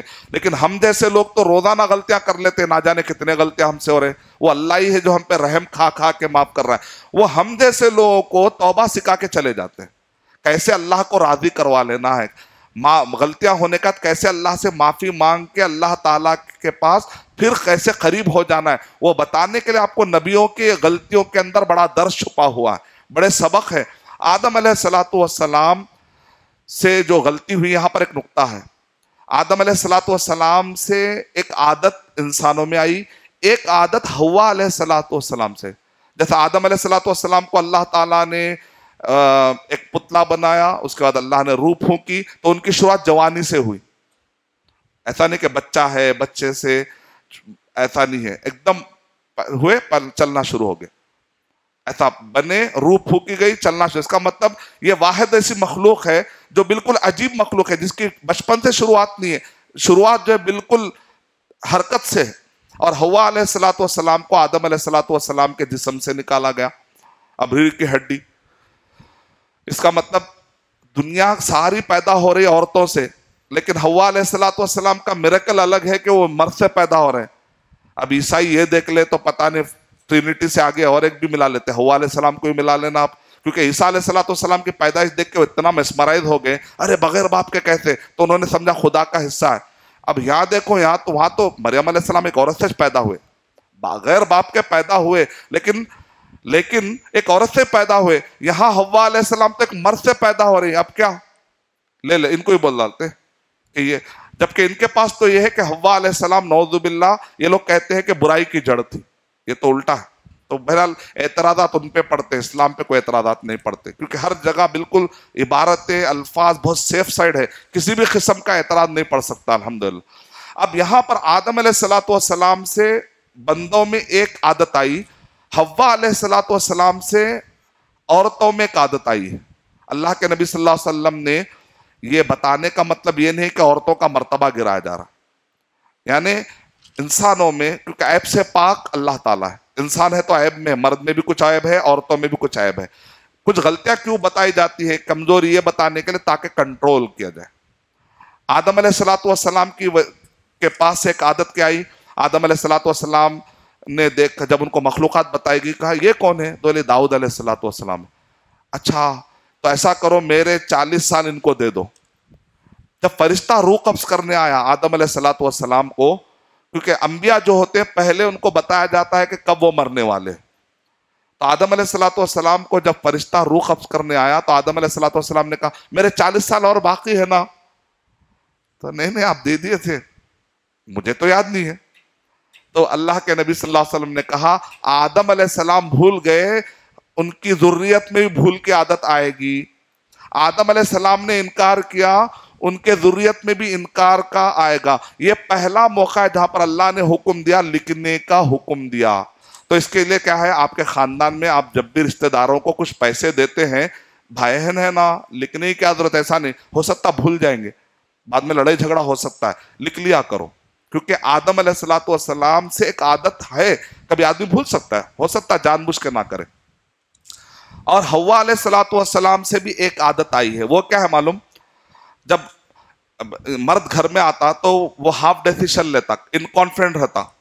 بیوی کیا بولتی نا، اچھا ہے نا جی بولتے، تب انہوں کا پکا لیتے. اس کے بعد یہ ہے مطلب مرد کے اندر ایک کمزوری ہے، وہ انکانفیڈنٹ رہتا ہے. جب بیوی بولتی اچھا دکھ رہا نا جی بولتے، انہوں ڈیسیشن لے لیتے.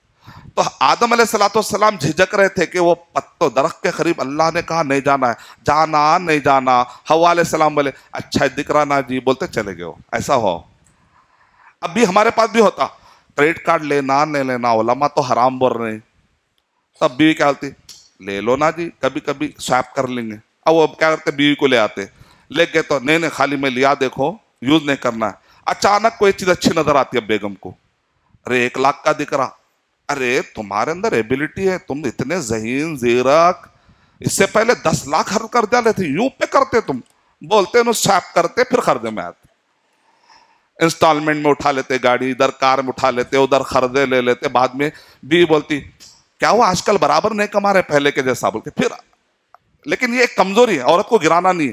کیونکہ عورت کون ہے؟ وہ حضرت خدیجہ رضی اللہ تعالیٰ عنہا ہیں. جب اللہ کے نبی صلی اللہ علیہ وسلم غم زدہ ہو کر آئے تو تسلی دیتی ہے. عورت کون ہے؟ سمیہ رضی اللہ تعالیٰ عنہا ہیں، اسلام کی پہلی شہیدہ. جب ان کے شرمگاہ میں برچھا مارا گیا تو وہ شہید ہونا پسند کرتی ہے لیکن کلمہ چھوڑنا پسند نہیں کرتی. عورت کون ہے؟ حضرت ہاجر علیہ السلام ہے. یہ وہ ماں ہے جب اپنے بچے کے لیے بلکتی ہے تو صفا اور مروہ پہ چڑھ جاتی ہے، وہ بلکتی وہ انگار والی دھوپ میں، لیکن وہ اللہ سبحانہ وتعالیٰ کی نافرمائی نہیں کرتی. تو عائشہ رضی اللہ تعالیٰ عنہ ہے. عورتوں کے اندر مثالیں بھی بہت زیادہ ہیں. قرآن مجید میں اسلام میں عورتوں کو گرایا نہیں گیا، لیکن مرد اور عورتوں کے کچھ ایسے کمزوریاں بتا دی گئی ہیں تاکہ اس پہ کنٹرول کر کے نقصان سے بچنا. اسلام گراتا نہیں ہے کسی کو، لیکن حقیقت بتا دیتا ہے تاکہ جب بھی ذرا اچھا ہے بولے تو ذرا ایموشنل مت ہوئیے، ذرا آپ کی بتی ذرا اس کو سلگا کے فیصلہ کیجیے. ایموشنل ڈیسیشن مت لیجیے، خاص طور سے بیوی بولنے کے بعد ایموشنل ڈیسیشن مت لیجیے. ذرا کیا کرنا لاجک. اس کا مطلب یہ نہیں کہ بیوی ہمیشہ غلطی مشورہ دے گی، یہ مطلب نہیں ہے. بعض اوقات کبھی کبھی، کیونکہ حوا علیہ السلام ہمیشہ دیے نہیں، ایک مرتبہ کا ذکر ہے. اس کو ایسا جنرل فینومینا نہیں بنا دینا. یہ نہیں بولنا ارشد بھائی عورتوں کے خلاف بولے، میں نہیں بولتا. میں سب کے جو بھی چیزیں قرآن میں بتا دیتا ہوں، میں ساتھ میں جو ابھارنے کی چیزیں وہ بھی رکھ دوں. اب آدم علیہ السلام سے جیسے چوک ہوئی، اب دونوں بھی ذمہ دار، یہ گئے اور یہ بولے، اس کا مطلب دونوں میں بھی ذمہ داری ہے. بائبل میں بتایا گیا کہ عورت ذمہ دار ہے، قرآن میں بتایا گیا کہ دونوں بھی ذمہ داری. لیکن وہ کوئی چوک تھی. لیکن ہوا کیا؟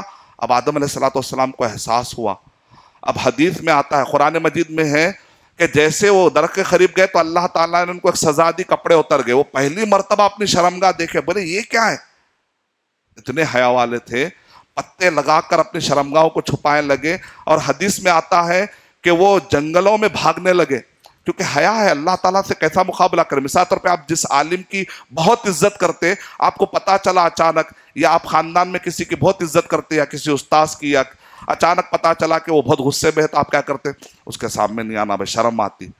اب اللہ تعالیٰ آدم علیہ السلام اللہ کو کتنی عزت کرتے، اندازہ لگائیے. جیسے ان کو ریئلائز ہوا کہ ارے درخت کے قریب نہیں جانا تھا، چلے گئے. اور ابلیس آ کے کیسا بتایا معلوم؟ ہمارے استاد شیخ التفسیر نے کہا انسان کو 2 چیزوں کی بڑی چاہت ہے، کہتے وہیں سے آتا ہے ابلیس. وہ کیا ہے؟ ہمیشہ رہنا اور کوئی چیز جو بھی ٹیسٹ ہے نا وہ ختم نہیں ہونا. اب حریص حریص حریص کھاتے اس کا تھوڑا اور ایک بھی ہوتا نہیں بھائی نہیں بس ختم ہو گیا. بریانی بریانی سفر کر کے بہت دور تک جاتے, ایک 4-5 لقمے کے بعد بھائی اور ایک ڈالوں کیا, ارے نہیں بھائی بس طبیعت. لیکن انسانی خواہش کیا ہوتی معلوم, کھاتے رہنا. تو دو چیزیں انسانی کمزوری, جو نعمت ہے وہ ختم نہیں ہونا, اور جو نعمت ہے وہ ہمیشہ رہنا. جو بھی کھا رہے ہیں وہ بوسیدہ نہیں ہونا. ابلیس آ کے ویسے ہی بولا وہ درخت کے قریب کیوں مت جاؤ, بولے معلوم. اب آدم علیہ السلام ہاں وہ کھائے تو ہمیشہ رہتے اصل میں, تو انسان کی خواہش کیا ہے, ہمیشہ رہنا. وہاں سے جھانسا دیتا, یہ کر لیے تو بہت آرام سے رہتے, یہ ذرہ رشوت لے لینا اس کے بعد تمہاری زندگی سیٹل, ذرہ یہ انسٹالمنٹ لے لینا گاڑی ہاتھ میں رہتی, 10 کاما کر کے جلدی پیسے لا لے ایسا کچھ جھانسا دیتا. یہ ہے شیطان کا جھانسا, ذرہ یہاں پر الرٹ رہنا. جب ایسے خیالات آتے ہیں ہائپوتھیکیشن والے, مستقبل کے بارے میں وہ آپ کو ایسے باغات دکھاتا ہے, آپ یقین کرتے, حقیقت میں دیکھے تو ایسا کچھ نہیں رہتا. تو کیلکولیشن والی لائف ہونی چاہیے, ایموشنل نہیں ہو جانا چاہیے, جذبات میں نہیں آنا چاہیے, ورنہ یہ وسوسے. اب وہاں پر جیسے ہی آدم علیہ السلام کو ریئلائز ہوا, حدیث میں آتا ہے کہ وہ درختوں میں چھپ رہے تھے, اللہ تعالیٰ نے ایک درخت کو حکم دیا, درخت ایسا اٹھاتا اور ہوا میں لٹکایا تھا. اللہ تعالیٰ نے پوچھا اے آدم کہاں جا رہے ہو؟ نہیں اللہ حیا آتی ہے, میں مقابلہ نہیں کر سکتا, میں درختوں میں چھپ رہا تھا, اللہ حیا آتی ہے. ہم کتنے گناہ کر لیے, 8 سال پہلے کے گناہ, ابھی تک معافی مانگنے کا کوئی ٹائم نہیں ہے. رمضان آ گیا ہے, معافی مانگیں گے, استغفر اللہ بولنے. اللہ کے نبی صلی اللہ علیہ وسلم ایک صحابی کہتے ہیں ایک مجلس میں 100 مرتبہ استغفر اللہ میں نے کاؤنٹ کیا. اب وہ اللہ کے نبی صلی اللہ علیہ وسلم جن کے اگلے پچھلے سارے چوک سب چیزیں معاف ہے, وہ استغفر اللہ 100 مرتبہ بول رہے ہیں. تو ہم رمضان آ رہا ہے, جا رہا ہے, معافی کرانے کے لیے استغفر اللہ کے لیے ہمارے پاس کیا ہے؟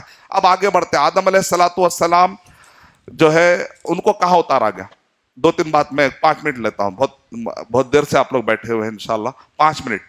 کل انشاءاللہ تفصیلی طور پہ جائیں گے, ہم مین بتایا, کل تفصیلی بتاؤں گا انشاءاللہ. آدم علیہ السلام کو اللہ تعالیٰ نے کہا کہ اب ٹائم آ گیا کہ تم کو زمین پر اتارا جائے گا. تب زمین میں اللہ تعالیٰ نے کہاں پر, وہ توبہ کا جو معاملہ پہلے ہو گیا, اب اللہ تعالیٰ نے معاف کر دیا. فَتَلَقَّىٰ آدَمُ مِن رَبِّهِ كَلِمَاتٍ فَتَابَ عَلَيْهِ, اللہ نے معاف کر دیا. رَبَّنَا ظَلَمْنَا أَنفُسَنَا وَإِن لَّمْ تَغْفِرْ لَنَا وَتَرْحَمْنَا لَنَكُونَنَّ مِنَ الْخَاسِرِينَ. یہ دعا پڑھی, وہ من گھڑت دعائیں نہیں ہے. جو عرش پہ تھا تو وہاں پر دیکھے تو وہاں پر 12 اماموں کا نام لکھا ہوا تھا. کچھ لوگ 12 امام ڈسکاؤنٹ کر دے کے بولے نہیں بھائی وہاں پر محمد صلی اللہ علیہ وسلم کا نام لکھا تھا. وہ ابن کثیر رحمۃ اللہ علیہ نے اس کو ذکر بھی کیا, نیچے کہہ دیا موضوع منکر من گھڑت. شیخ البانی رحمۃ اللہ علیہ نے پوری کتاب لکھ دی, کہا کہ ایسا کچھ نہیں ہے. اس وقت پر آدم علیہ السلام نے جو دعا کی سورہ اعراف میں بتا دیا گیا, ربنا ظلمنا انفسنا وان لم تغفر لنا وترحمنا لنکونن من الخاسرین. اب یہ جو من گھڑت واقعات ہے, وہ زمین میں آئے, آ کے روئے تو جو ان کے آنسو میں سے پانی گیا, جا کے تربوز نکلا, اتنا روئے. یہ سب اس کے بعد اللہ معاف کہے تب نہیں, آسمان میں ہی وہ توبہ وغیرہ کا. یہ جو زمین میں اتارنے کا اللہ نے پیدا کرنے سے پہلے ہی فیصلہ کیے تھے کہ انی جاعل فی الارض خلیفہ. ہاں ایک ریزن بنا, آپ یہ بول سکتے کہ یہ واقعے کے بعد اتارا گیا, لیکن وہ پنشمنٹ کی وجہ سے نہیں ہوا. اس کے بعد اللہ نے ارادہ کیا, لانے والے تھے, پہلے سے ارادہ تھا, وہ ارادہ پورا ہوا. تو لیکن وہ ایک سبب تو بنا, ایک واقعہ سبب بنا. اس کو کہتے ہیں ایک ایسا سبب جس کے بعد یہ فیصلہ ہوا. یعنی کہ بھئی ایک کاز ہے, ایک ایفیکٹ ہے. اس حد تک یہ معنی میں نہیں ہے کہ آدم علیہ السلام بہت گناہ کرے, ان کا گناہ ابھی تک چلتے آ رہا ہے اس لیے عیسیٰ علیہ السلام آئے. یہ سب نہ بائبل سے ثابت ہے, نہ قرآن سے ثابت ہے. یہ سب بیکار باتیں ہیں جو لوگوں نے بنائی, اس سے بچیے, اپنے آپ کو بچائیے. تب آدم علیہ السلام کو اللہ تعالیٰ نے کہاں پر اتارا؟ شیخ رئیس الاحرار ندوی, ایک بہت بڑے عالم, شیخ البانی رحمۃ اللہ علیہ کے لیول کے, جامعہ سلفیہ ایک بہت بڑا مدرسہ ہے بنارس میں, وہاں پر یہ عالم دین تھے جن کا انتقال ہوا قریب میں, اللہ تعالیٰ غریق رحمت کرے. ان کی کتاب ہے آدم علیہ السلام کے بارے میں. اس کے اندر ریسرچ کیا, تاریخ تبری سے پوری روایتیں جمع کی. اس کے اندر انہوں نے فیصلہ کیا, بالہند کا جو ورڈ آیا ہے, کہا یہ حدیث آتھینٹک ہے. یعنی آدم علیہ السلام کو کہاں پر اتارا گیا؟ بالہند. اب اس زمانے کا جو ہندوستان ہے وہ سری لنکا تک پھیلا ہوا تھا. تو سراندیپ کہاں ہے؟ سری لنکا میں ہے. تو پرانے زمانے کا ہندوستان, وہ ایگزیکٹ کدھر ہے اس بارے میں اختلاف ہے, لیکن ہند یہ آتھینٹک ہے. یعنی ہندوستان میں اتارا گیا. اسی لیے سب لوگ بولتے ہیں بھائی ہمارے پاس تو نبی ہے, تمہارے پاس کون ہے؟ تو ہم بولیں گے ہمارے پاس آدم علیہ السلام. سارے عرب کے لوگ کیا بولتے جب سفر کرتے مصر والے, بھائی ہر جگہ نبی ہے, یہ انڈیا میں کون ہے بھائی؟ ہمارے پاس پورے نبیوں کے ابا ہے آدم علیہ السلام. تو اس لیے کبھی بھی پریشان نہ رہنا, خوش رہنا, ابا ہمارے پاس ہے, پریشان نہیں. آدم انڈیا, اس لیے انڈیا والے لوگ اسپیشل لوگ. تو آدم اس لیے کہتے, آدم کا معنی کیا ہے؟ تو کہتے گیہوں والا رنگ, سولا رنگ. ایک معنی یہ بھی ہے, آدم ادم سے نکلا, ادم کا مطلب تھا گیہوں والا رنگ, یعنی یہاں کے جو لوگ ہیں ذرا گیہوں سے یعنی کہ سولے رنگ کے ہیں. انگلش میں کیا بول رہے ہیں؟ بیٹھیس لکھتے نا, ہاں وائٹس تو پھر وائٹ ہو گئے, اور ہاں فیئر والا نہیں بول رہا ہوں میں, گیہوں والا رنگ والا. ہاں تو وہ لکھتے نا, بایوڈاٹا میں لکھتے, وہ لکھتے مجھے آدم علیہ السلام یاد آ جاتے. اچھا آدم علیہ السلام کے بول کے بولنا چاہ رہے, انڈین مطلب پیور انڈین ہوں بولنا چاہ رہے. آدم علیہ السلام کو اللہ تعالیٰ نے زمین پر, اب اس کے بعد آدم علیہ السلام اب چلتے تھے تو ظاہر بات اتنے بڑے ہیں, اب اس زمانے میں کیسا گئے, سلیمان علیہ السلام تو آسمان میں اڑ جاتے تھے, تو اللہ تعالیٰ نے ان کو کچھ سواری دی ہوگی. اور ایک روایت میں آتا ہے کہ عرفہ کے میدان میں ایک ایریا کا نام ہے نعمان ایک ایریا, میں تلاش کرنے کی کوشش کیا, خیر مجھے تو نہیں ملا, ہو سکتا بعد میں اور تحقیق کریں گے. تو عرفہ کے میدان میں ایک ایریا ہے, ایریا کا نام ہے نعمان. وہاں پر اللہ تعالیٰ نے آدم علیہ السلام کو جب مارا گیا ایسا جب جسم پر, تو زر مانے چھوٹے چھوٹے کیڑوں کی شکل میں قیامت تک آنے والے سارے انسانوں کو اللہ نے پیدا کیا, ہم سب کو, چاہے مسلم, آج جو مسلم ہے, ہندو ہے, کرسچن ہے, بدھسٹ ہے, سب قیامت تک آنے والے سب کو زر کی شکل میں اللہ تعالیٰ نے وہاں پر جمع کیا, جس کا ذکر سورہ اعراف سورہ نمبر 7 کے آیت نمبر 172-173 میں ہے. وَإِذْ أَخَذَ رَبُّكَ مِن بَنِي آدَمَ مِن ظُهُورِهِمْ ذُرِّيَّتَهُمْ وَأَشْهَدَهُمْ عَلَىٰ أَنفُسِهِمْ أَلَسْتُ بِرَبِّكُمْ قَالُوا بَلَىٰ شَهِدْنَا. جب اللہ تعالیٰ جب تیرے رب نے وعدہ لیا آدم علیہ السلام سے, ان کے آبا و اجداد کہتے ہیں کہ پورے باپوں کے ریڑھ کی ہڈی میں سے وہ زر کی شکل میں بچوں کو نکالا گیا, یہاں تک کہ آدم علیہ السلام کے جسم سے نکالا گیا, یعنی کہ ایسا ہوا ہے پورا. وہ کیسا ہے اللہ بہتر جانتا ہے. پورے تھے. اس کے بعد اللہ تعالیٰ نے سب سے پوچھا الستو بربکم, کیا میں تمہارا رب نہیں ہوں؟ تو سب نے کہا قالوا بلا, سب نے کہا نہیں آپ ہی ہمارے رب ہیں. لیکن دنیا میں جانے کے بعد انسان بھول جاتا ہے, یہ دنیا میں رہتا ہے چکا چون رہ کر بھول جاتا ہے. نبیوں کا سلسلہ اللہ تعالیٰ نے جاری کیا, نبیوں کا سلسلہ اللہ سبحانہ و تعالیٰ نے جاری کیا تاکہ وہ یاد دلائیں, کیونکہ ہر ایک کی فطرت میں ہے کہ وہ رب ہے اللہ تعالیٰ. جو اس فطرت کو آواز دیتا ہے مسلمان ہو جاتا ہے, جو اس فطرت کو آواز نہیں دیتا قرآن مجید میں ان کو غافلون کہا گیا. سورہ انبیاء کے اندر کہا نبیوں کا مقصد ہے غفلت سے نکالنا, جو غفلت سے نہیں نکلتے ان کو غافلون. تو دنیا میں دو کیٹیگری ہے انسانوں میں, ایک غافلون ایک مسلمون, دو ہی کیٹیگری. جو مسلمان ہو گئے وہ مسلم ہے, جو غفلت میں پڑے ہوئے وہ ادھر رہ گئے. تو آدم علیہ السلام کہ جب موت کا ٹائم آیا, پھر آدم علیہ السلام کو آسمان, اب فی الوقت آدم علیہ السلام کدھر ہے؟ آسمان میں. کون سے آسمان میں؟ اٹھا لیا گیا, انتقال ہوا. لیکن معراج کی رات میں خالی ایک نبی عیسیٰ علیہ السلام کو زندہ اٹھا لیا گیا.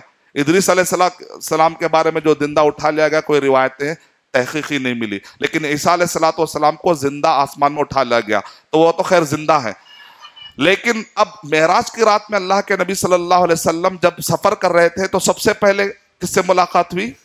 آدم علیہ السلام. اس کا مطلب آدم علیہ السلام کو اللہ تعالیٰ نے آسمان میں رکھا ہے. اب اس کا مطلب کیا ہے اللہ بہتر جانتا ہے, کیونکہ وہی انبیاء پھر بیت المقدس میں اللہ کے نبی صلی اللہ علیہ وسلم کے پیچھے نماز بھی پڑھ رہے تھے. اور اللہ کے نبی صلی اللہ علیہ وسلم کہہ رہے ہیں کہ جب میں سفر کر رہا تھا بیت المقدس کی طرف تو مجھے موسیٰ علیہ السلام کی خبر دکھائی گئی. موسیٰ علیہ السلام خبر میں سجدے کی حالت میں پڑے ہوئے تھے. اس کا مطلب یہاں پر بھی موسیٰ علیہ السلام تھے, صف میں بھی موسیٰ علیہ السلام تھے, آسمان میں بھی موسیٰ علیہ السلام بولے نا نمازیں کم کرو. اس کا مطلب کیا؟ اس لیے برزخی زندگی ہے جو ہمارے بیونڈ امیجنیشن ہے, ڈسکرپشن کے باہر ہے. تو یہ آدم علیہ السلام کے بارے میں چند باتیں. حابل اور قابل نے قتل کیا یا حابل نے؟ قابل. تو قتل کو خوف سے دماغ میں رکھ لینا, ہاں کو ہلاک سے دماغ میں رکھ لینا. اور اس کا کہا کہ اللہ کے نبی صلی اللہ علیہ وسلم نے ارشاد فرمایا کہ تم ابن آدم کی طرح بن جاؤ, یعنی اگر آپ کو تو کوئی قتل کرنے آ رہا ہے تو تم پلٹا کے قتل مت کرو. دفاع کر سکتے ہیں، اپنا ڈیفنس کر لے سکتے ہیں، لیکن ایک آدمی خالی سنے، آپ خالی سنے کہ وہ آدمی قتل کر رہا ہے، میرے بارے میں سوچے کیسا گئے قتل نہیں کر، کبھی ایسا نہ ہو کہ دونوں بھی کہیں جہنم میں نہ چلے جائیں۔ لیکن اگر آپ پر کوئی اگر حملہ کرتا ہے تو آپ اپنا ڈیفنس کر سکتے ہیں۔ مسلمانوں کی بات چل رہی یہاں پر وہ کفر اور باطل کی بات نہیں چل رہی، مسلمان آپس میں لڑ لیتے ہیں، جیسا کہ عثمان رضی اللہ تعالیٰ عنہ پر جو لوگ نے حملہ کیا تھا، تو عثمان رضی اللہ تعالیٰ نے کہا میں نہیں چاہتا کہ میرے وجہ سے کوئی مسلمان مر جائے، یا مسلمانوں کی بات چل رہی اس کانٹیکس میں، تو اللہ کے نبی صلی اللہ علیہ وسلم نے کہا یہاں پر ذرا سوچ سمجھ کر فیصلہ لو، لیکن اپنا ڈیفنس آپ کر سکتے ہیں، اسلام اس کی اجازت دیتا، اگر ڈیفنس میں آپ مر بھی گئے تو شہید ہے۔ اب آدم علیہ السلام کے زمانے میں حابل اور قابل، اب میں انشاءاللہ کل آپ کے سامنے بتاؤں گا ادریس علیہ السلام کے بارے میں انشاءاللہ، شیز، پھر علیہ السلام، اور نوح علیہ السلام، ہود علیہ السلام، صالح علیہ السلام، یعنی ان کے بارے میں کافی دلچسپ معلومات ہے۔ لوگ عبرت لینے کے بجائے وہ کشتی کیسی تھی، اب جانتے ہیں، خالی ایک فلم آئی امریکہ میں، تو سرچنگ دا آرک آف نوح، ایک فلم آئی، آپ جانتے ہیں یہ فلم کو دیکھنے کے لیے لوگوں نے کتنا خرچہ کیا، اس کے اوپر پروفٹ آیا $56 ملین کما لیے لوگ بنا کر، یعنی ایک شپ کو جاننے کے لیے لوگ $56 ملین خرچہ کر رہے ہیں، لیکن قرآن میں اس کو پھیلانے کے لیے اتنا نہیں ہو رہا کام، یعنی ہدایت پانے کے لیے محنت اتنی نہیں ہو رہی دنیا میں۔ ایک کشتی کو کیا ہے وہ بھی کیا صحیح نہیں کہ بھئی یہی شپ ہے یا نہیں، خالی ہائپوتھیکیشن ہے۔ ایک مرتبہ ایک امریکی نے کہا، بہت مالدار نے، $9 لاکھ دیتا ہوں کوئی وہ تلاش کر کے لائے، وہ گئے جا کر ان کو بھی نہیں ملا، آج تک بھی تحقیق ہے کہ بھئی ایگزیکٹ ہے کہاں، آخری میں ایک دو جگہ پر وہ پیسے لے لیے تھے تو فوٹوز ڈالے وہ لوگ، ایک دم شپ کے جیسا ایک پہاڑ دکھ رہا تھا، ارے یہ دکھ رہا، پرانے زمانے میں لکڑی، کیونکہ ایک سائنس ہے، سائنسدان کہتے ہیں لکڑی ہوتے ہوتے ہوتے پتھر بن جاتی، بنگلور میں ایسے کئی لکڑیاں رکھے ہوئے جو ایک زمانے اب پتھر ہیں، کہہ رہے ایک زمانے میں لکڑی تھی، تو کیا اس تھیوری کو پکڑ کے وہ لوگ بول دیے کہ بھئی یہ ہوں گی، شاید فوٹو دے دیے $9 لاکھ چکے بن، تو حقیقت، لیکن اللہ تعالیٰ نے قرآن مجید میں کہا کہ ہم نے نوح علیہ السلام کی کشتی کو بعد والوں کے لیے عبرت کے لیے بنا دیا۔ اس کا مطلب نکلا، اس کے 3 معنی ہیں، علماء کر رہے ہیں، اس کا مطلب یہ نکلا کہ اس قصے کو عبرت کا معنی ہے، یا واقع کشتی تھی، اور قتادہ رضی اللہ تعالیٰ کہتے ہیں کہ ہمارے پرانے لوگوں نے باقاعدہ کشتی کو دیکھا اور اس سے عبرت لی۔ تیسرا اس کا معنی ہے اب کے کشتیوں کو دیکھ کر وہ کشتیوں سے عبرت لو، یہ 3 معنی بتائے علماء کرام نے۔ اور رب الخالی، ایک جہاں پر قوم عاد پر جب عذاب آیا، وہاں پر اتنی گرمی ہے، یہاں تک کہ لوگ کہتے ہیں اگر وہاں پر لوہا پھینکا جائے بعض ایریوں میں تو لوہا پگھل جائے گا، اور آج بھی اتنی زیادہ گرمی ہے کہ وہاں پر رہنا آسان نہیں ہے۔ رب الخالی جہاں پر قوم عاد پر جو عذاب آیا، پھر دوسری طرف کعبے کو درمیان میں اگر آپ رکھیں گے تو ایک طرف سمود ہے، ایک طرف عاد ہے، یہ پرانے زمانے کے عربی بولنے والے ہیں، تو ان کے بارے میں مزید کیا تفصیلات ہیں، کون ہے قوم سمود، کون ہے قوم عاد، کون ہے نوح علیہ السلام کی قوم کے بعد، پھر یہ کشتی کا کیا ہوا ہے، کشتی کے تفصیلات کیا ہے، نوح علیہ السلام کے تفصیلات کیا ہے، نوح علیہ السلام کس ایریے میں تھے، قوم عاد کس ایریے میں تھی، وہ اونٹنی جو نکلی، اوپر سے ایریل ویو نکالا گیا تو ایک پہاڑ ہے جو مدائن نے صالح علیہ السلام کے ایریے میں، یعنی یہ جو جارڈن اور مدینے کے درمیان ان کے ایریے پائے جاتے ہیں، جس کو اصحاب الحجر کہا گیا قرآن مجید میں، اور جن کو قوم سمود کہا گیا، تو اوپر سے فوٹو لی گئی تو پہاڑ میں باقاعدہ اونٹنی کے جیسا ایک تراشا ملا، یعنی اس میں سے اونٹنی نکلی ہے کیا، تو یہ سارے تفصیلات کل انشاءاللہ ہم سنیں گے۔ میں اللہ تعالیٰ سے دعا کرتا ہوں کہ اللہ سبحانہ و تعالیٰ ہم سب کو انبیاء کے بارے میں تفصیل سے معلومات حاصل کر کے عبرت لینی توفیق عطا فرمائے۔ آمین وآخر دعوانا الحمدللہ رب العالمین۔ السلام علیکم ورحمۃ اللہ وبرکاتہ۔